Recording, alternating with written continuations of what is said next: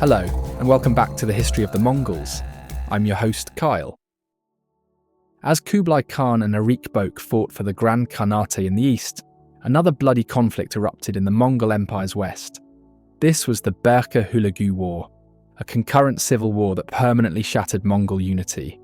Though influenced by the war for the throne, the battles between Berke and Hulagu arose from long-simmering tensions, brought to the surface violently by the lack of a central imperial authority, and laid the groundwork for an antagonism that would define the Golden Horde-Ilkhanate for the next 6 decades.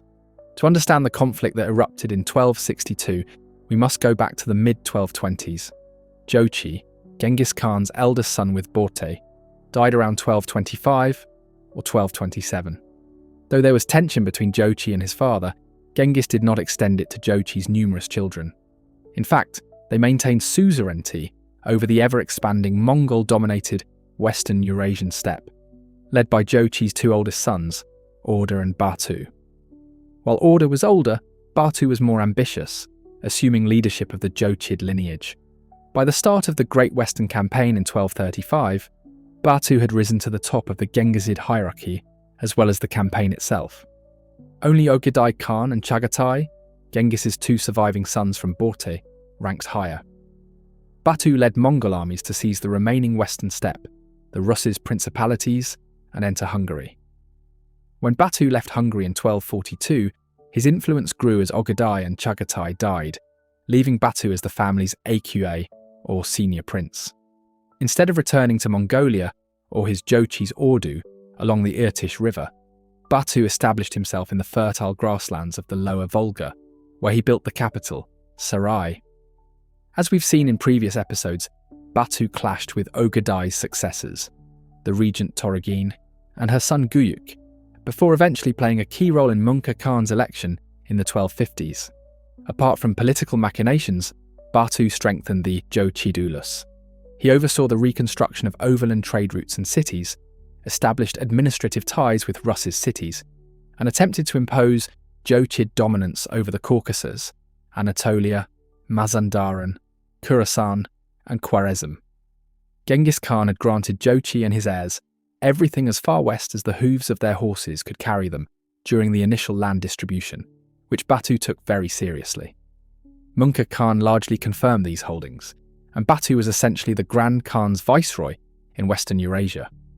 Despite his immense power, Batu was forced to accept Mungke's tax collectors and census takers, as well as provide troops when called upon, as Hulagu did when he launched his campaign against the Ismaili assassins in Baghdad. By the time he died in early 1256, Batu had laid a solid foundation for his descendants. His reign was so influential that his subjects referred to him as Sain Khan, or the Good Khan.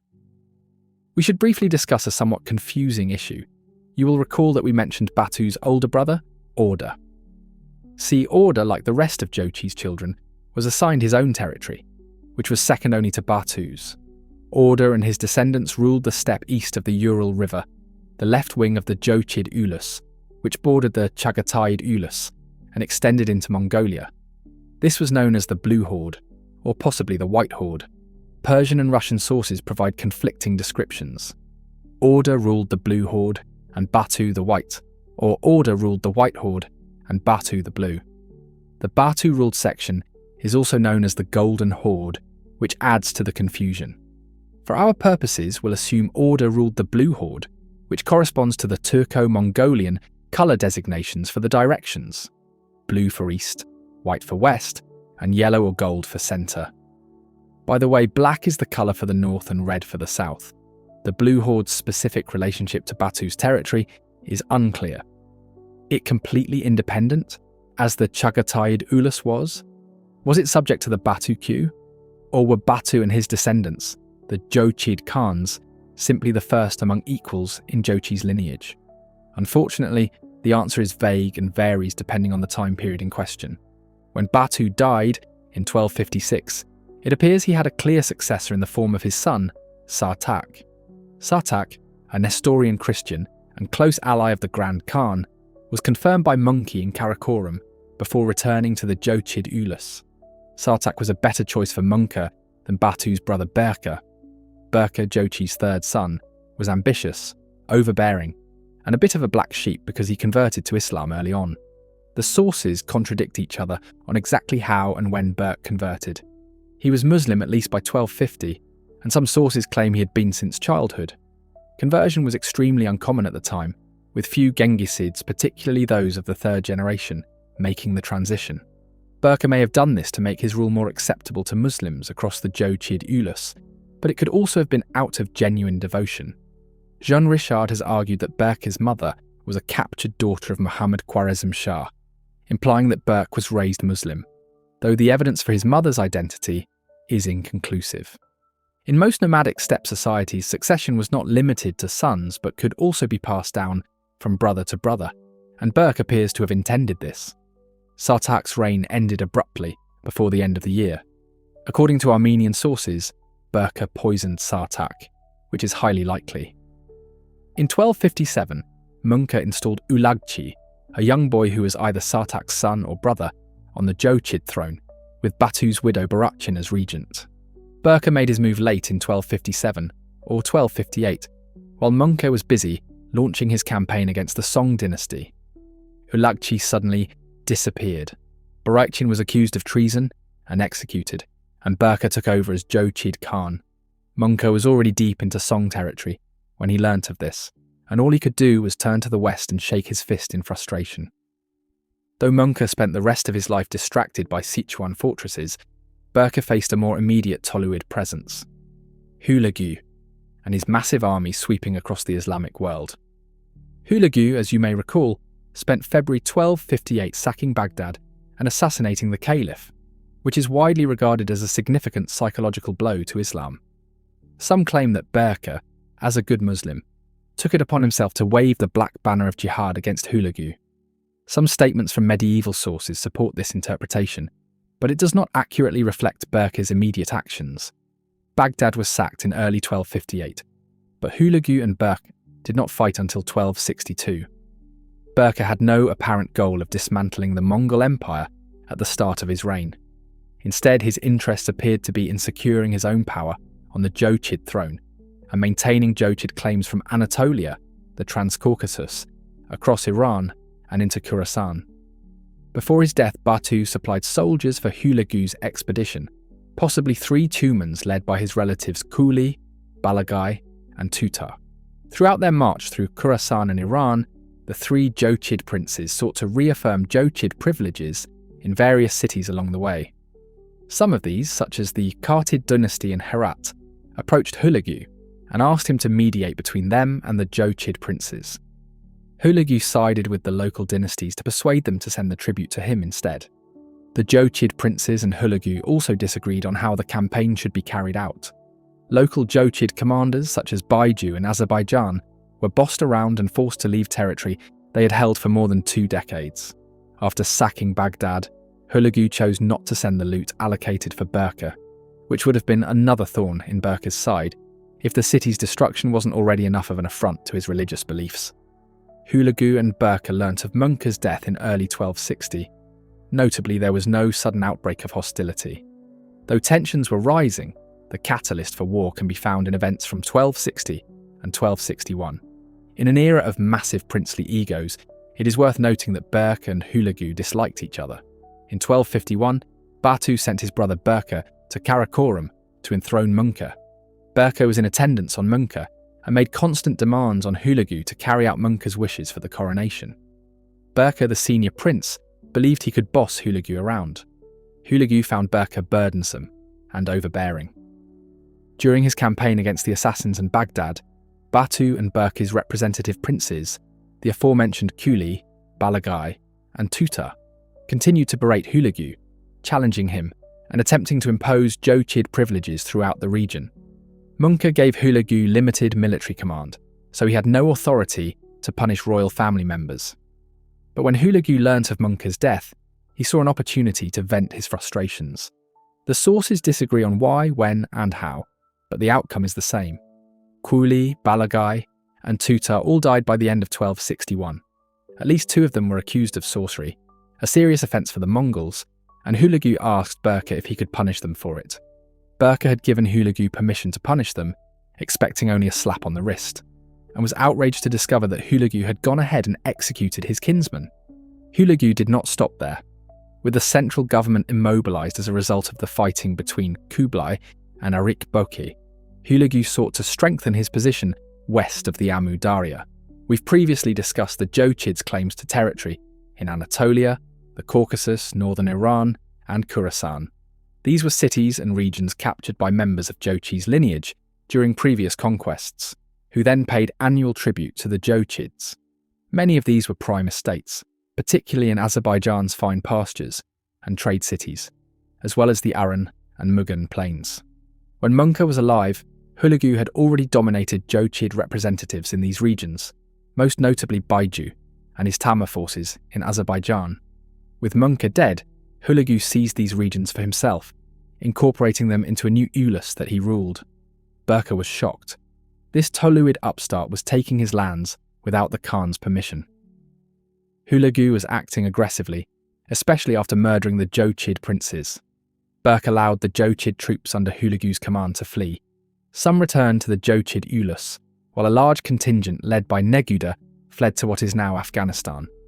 Berke, enraged by Hulagu's occupation of territory belonging to the House of Jochi, the execution of Jochid princes, and the harassment of Jochid merchants, officers, and representatives in Iran, decided it was time to repay Hulagu with more than words. There was no one to mediate the conflict between Kublai and Arik. Berke began mobilizing his troops in early 1262 to use force to seize Jochid claims in Azerbaijan. Berke marched south with approximately 30,000 men in the spring of 1262, accompanied by his commander-in-chief, friend and grandnephew, Nogai. Nogai was a Muslim who may have converted around the same time Berke did. Nogai's appointment was hardly coincidental, as he was also the son of Tutar, a Jochid prince executed by Hulagu. For Nogai, this was going to be an extremely personal conflict. Berke and Nogai captured the great fortress of Derbent in the early summer of 1262, guarding one of the main passes through the Caucasus Mountains and encamping outside of Shirvan. Hulagu responded quickly, despite not expecting the attack. He sent word to his dispersed forces, quickly mobilizing and setting out with his main army in August, followed by multiple smaller armies made up of Mongol garrisons, ranging from Anatolia to western Iran. Berke reacted quickly, splitting his forces between himself and Nogai to confront the approaching enemy. Berke defeated Hulagu's vanguard in the Azerbaijan pastures in mid-October, but Nogai was forced to retreat in a subsequent battle. Hulagu pressed the advance after learning of Nogai's flight, meeting Berke's reconstituted army outside Shamaki in late November and forcing the Jochids to withdraw. Berke and Nogai sped past Derbent in early December 1262, leaving a token garrison there to slow Hulagu down. The fortress had fallen by December 7th. On the 15th, Nogai dispatched a portion of his army to try to slow Hulagu's vanguard, led by his son Abaqa. Nogai was defeated and fled to the lowlands north of the Caucasus, near the Volga steppe. Shirman Noyan and Abatai, the more experienced commanders in Abaqa's force, advised Prince Abaqa to return to Hulagu and the main army, fearing a feigned retreat. The arrogant Abaqa dismissed their concerns, instead ordering reinforcements from his father and following the Jochid's trail. After several days, on January 10th, 1263, they discovered Berke's army camp on the north bank of the frozen Terek River, where tents, herds, treasures and families had been abandoned, and Berke's army was nowhere to be found. They had most likely fled deep into the steppe out of fear. Abaqa rewarded his men with 3 days of drinking and celebrating on Berke's captured goods, which Rashid al-Din describes as revelling and carousing with lovely girls. On January 13th, 1263, Berke and Nogai returned. They had given Abaqa's men 3 days to get drunk and let their guard down, and when the Jochids returned, it was a massacre.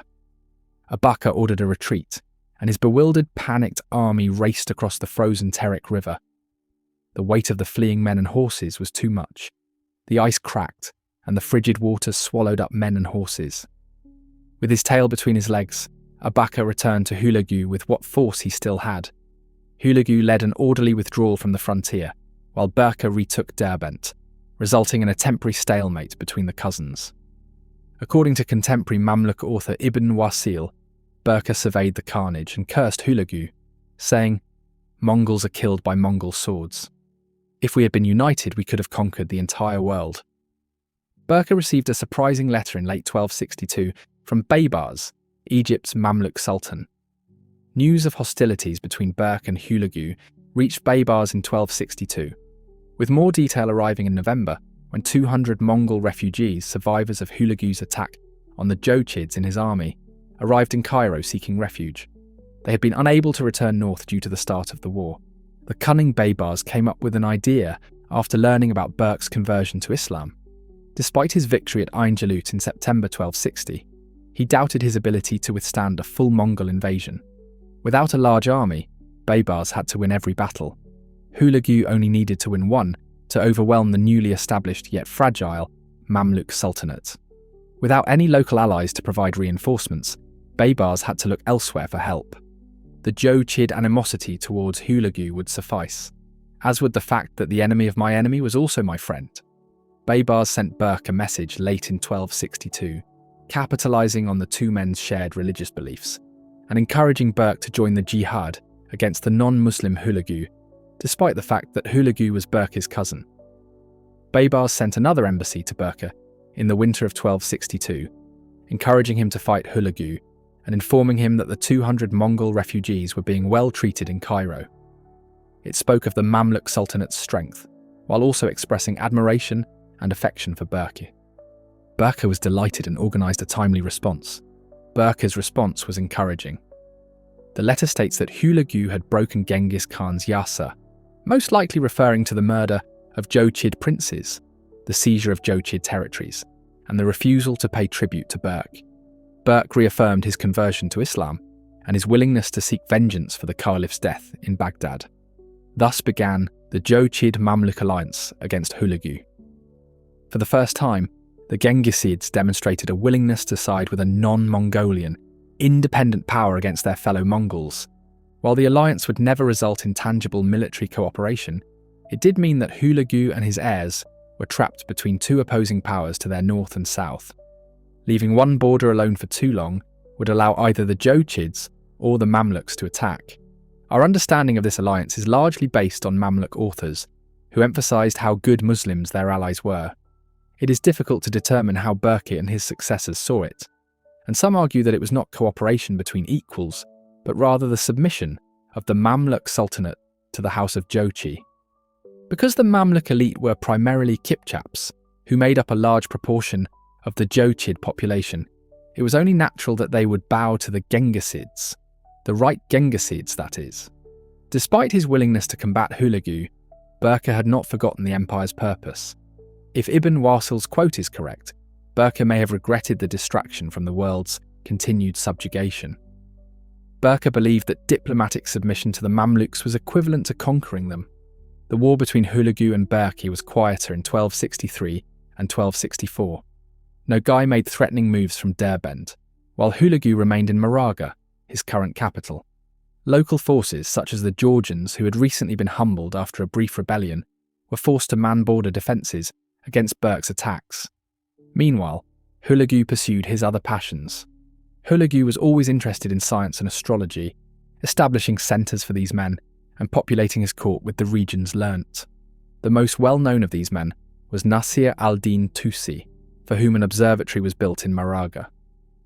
Hulagu spent a lot of money on alchemists and their efforts to turn raw materials into gold. Rashid al-Din, some 40 years later, wrote with scorn that, in transmutation they had no luck, but they were miracles in cheating and fraud, squandering and wasting the stores of lordly power. Hulagu took steps to organise his emerging empire, such as expanding his administration. Shams al-Din Juvaini, the new Sahib Divan, was appointed to oversee reconstruction efforts. Shams al-Din's brother, historian Atta Malik Juvaini, was appointed governor of Baghdad, overseeing the restoration process. Members of the Imperial Secretariat for Iran and Western Asia, including Argan Aka, were now part of Hulagu's new government. His sons were assigned appanages and territories to oversee. Abaqa was given the majority of the eastern half of the state to act as viceroy, which provided valuable experience for the man who would be his father's heir. With Arik Bok's surrender late in 1264, Hulagu and Berke learnt of Kublai Khan's victory. Kublai's messengers requested that Berke, Hulagu, and Chagatai Khan Algu come to confirm Kublai's enthronement and decide Arik Bok's fate. All declined. Hulagu may have had little choice, as he became ill in January 1265 and died the following February at the age of 50. His respected wife Dox Khatun followed him 4 months later, and in June, Hulagu's eldest son, Abaqa, ascended to the Ilkhanate throne. Humbled by his humiliating defeat over the ice on the Terek River, Abaqa sought to establish his rule before taking any action against Berke. Abaqa sent armies led by his brothers to guard the frontiers with the Jochids and Chagatais. He redistributed lands to loyal emirs, and political appointments such as Shams al-Din Juvaini and Arghun Akka were maintained. Moving the capital from Maraga to Tabriz, Abaqa received an official investiture from his uncle Kublai Khan, which provided some legitimacy and homage to the Mongol Empire, but had little actual power. Berke saw Abaqa's ascension as an ideal opportunity to seize the Caucasus. Nogai was dispatched with a large army from Derbent in July 1265, less than a month after Abaqa's coronation. Abaqa had reinforced the region with an army led by his brother Yoshmut, who met Nogai on the Akshu River in what is now Azerbaijan. The fighting was fierce. During the battle, an arrow struck Nogai's eye, and his army was defeated with heavy losses, retreating to Shirvan. Both Abaqa and Berke assembled large forces to prevent the other from seizing the initiative. Both armies formed on opposing sides of the Kura River around 1266. For 14 days, the two armies fired arrows across the river at each other, but were unable to cross. Berke, frustrated, marched westward towards Tbilisi, Georgia's capital, in search of a crossing. Berke became ill and died while travelling, leaving his army and empire without a Khan. Nogai, who had lost his father, several battles, his eye, and his Khan in a matter of years, led a general retreat to Sarai, the Jochid capital. Abaqa, having learnt his lesson, did not pursue. Instead, in 1266, he built a wall and trench along the Kura River to defend against Jochid attacks before retreating south. Thus ended the Berke-Hulagu War. This did not mark the end of the fighting between the Ilkhanate and the Jochid realm, which later historians referred to as the Golden Horde, though the term was not used at the time.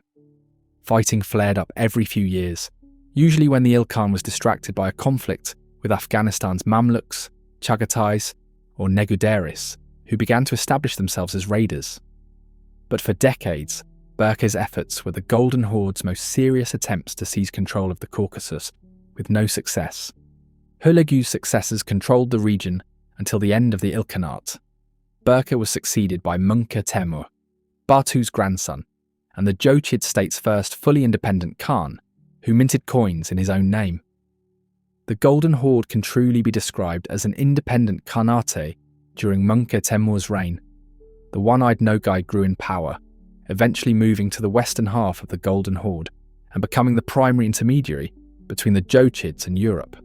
Mungke Temur kept him in check, but his successors would not have the same level of control. Abaqa began a nearly 20-year reign, during which he engaged in extensive diplomacy with Europe, in an attempt to open a second front against the Mamluk. Abaqa spent the majority of his years dealing with rebellions and invasions, jumping from frontier to frontier of the massive Ilkhanate, and ordering unsuccessful invasions of Syria when he could. Though both the Ilkhanate and the Golden Horde wielded enormous military power, the days of successful foreign conquests in Western Eurasia were over, and they used it against each other. However, future episodes will cover the later history of the Ilkhans and the Golden Horde. By the end of the Berke-Hulagu War, both were completely independent of Kublai Khan. We return to Kublai next to see how he carried out the final push to conquer the Song dynasty and complete China's reunification. All under Mongol auspices, of course. Subscribe to the podcast to continue with us along this story, and comment below where in the world you are listening from.